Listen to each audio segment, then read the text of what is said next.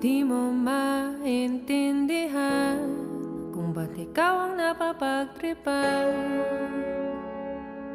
ng halik ng kamalasan.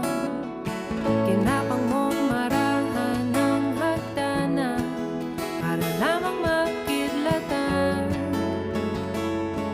sa kahitaas-taasan. Ngunit kaibigan, huwag kang magpapasindak. Kaibigan, easy lang sa iya. Dahil wala ring mangyayari, tayo'y walang mapapala.